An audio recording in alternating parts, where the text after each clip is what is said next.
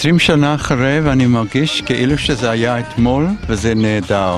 זאת הרגשה היסטורית, בגלל שהפעם היינו מתחבאים בגינות, היום אנחנו מופיעים בפומבי בגינות. אני זוכרת שהיו הרבה דוכנים, הם היו בעיקר בחלק הזה. היו המון אנשים, פה הייתה הבמה, עמדה פה יעל דיין ואמרה שהיא מאוד גאה להיות פה, אהרון עמד פה. אהרון שממנו יצא החייל. לאחר הכינוס כאן בגינה צעדנו לרחוב המלך ג'ורג' ומשם המשכנו במדרון עד לגן מאיר. המצב מאוד השתנה לטובה, בפרט ב-20 השנים האחרונות, אחרי האירוע הגדול שהארון נפתח. אני לא מסתכל לאחורה, אני מסתכל רק מה שיש לפנינו. נפלא, תשמע, לראות כאן את הילדים האלה של איגי, זה פשוט מדהים. זה מאוד מוזר כי עכשיו נורא, זאת אומרת, טריוויאלי שהומואים ולסביות יהיו פה והתנשקו פה. זו הזדמנות מאוד מיוחדת לבוא לפה אחרי 20 שנה ולפגוש את האנשים שעשו את זה וגרמו לדברים במדינת ישראל להשתנות, ולמציאות שלי, אני דור, להיות הרבה יותר טובה ממה שהייתה אם הם לא היו פה ולא היו עושים את כל האירוע הזה בעצם. המון שנים אני הייתי באגודה ואני שמעתי שיש כמה בני נוער שמתראים בשדרה. הבאנו אותם לתוך האגודה 18 שנה אחר כך. יש ארגון כזה מפואר. אז זה היה הדבר הכי מבהיל בעולם לעשות, להביא נוער לתוך פעילות מסודרת של האגודה, וזה, בעיניי זה לא פחות מנס. אני הייתי ממש רוצה לשאול איך היה להיות להט"ב בטרנס בתקופה של לפני המון שנים. נהדר, חבל על הזמן, לא פחדנו מאף אחד, יצאנו, צעקנו, השתוללנו ועל הראש בומבה.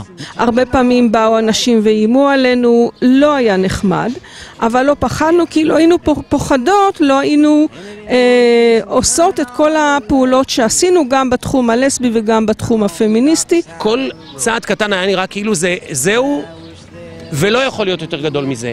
לבוא לפה לגינה, למקום הזה, ולראות פה מאות אנשים, זה היה בגדר משהו שבחיים לא יהיה יותר ממנו. היום כבר רבים, יש ויכוח אם במצעד צועדים 80,000 או 94,500 או כזה. בתקופה שלנו לא היה דבר כזה, לא היינו בארון אף פעם. תמיד היינו מחוץ לארון. בגיל 8 אני וגילה למדנו בלט קלאסי והתנהגנו כמו בנות, והיינו במסיבות של הומואים בגיל 9 בתל אביב. האם קשה לכם היום? אני לא יודע באמת מה המצב, כי לי בבועה הפרטית שלי טוב, אבל אני מבין שהמצב באופן כללי לא כזה טוב. ההורים שלי היה להם קשה גם, הם מסורתיים, אבל לאט לאט הם קיבלו אותי, ועדיין יש חלקים במשפחה שהם לא יודעים, כי באמת הם לא יקבלו אותי אף פעם. אל תגיד אף פעם לא יקבלו אותך, בבקשה.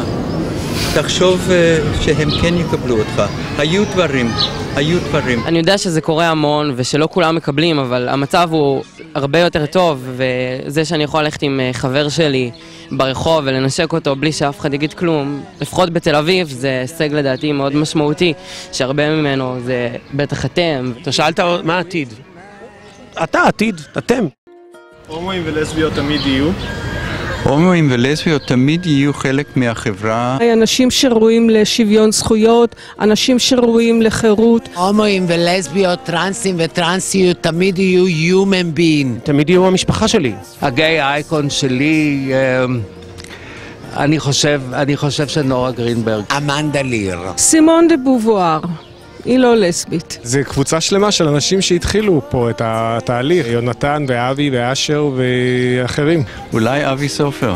הילדים של איגי. הגיי אייקון בשבילי היא מדונה.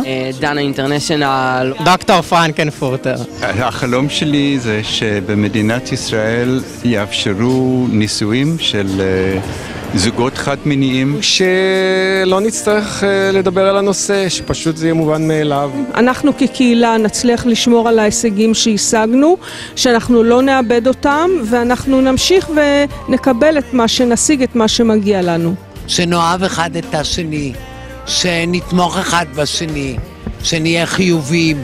שלא תהיה הומופוביה, לסבופוביה, טרנספופוביה וביופוביה וכל הפוביות הללו יימחקו ויעלמו מן העולם. שלא יהיה מושג כזה לצאת מהארון, שזה פשוט להיות להט"ב יהיה טריוויאלי, וכי כל אחד שיגלה את זה על עצמו פשוט יוכל לספר את זה, ופשוט יהיה הוא, ולא יהיה את הפחד. איגי, הבר נוער, הם מקומות מקסימים וחשובים.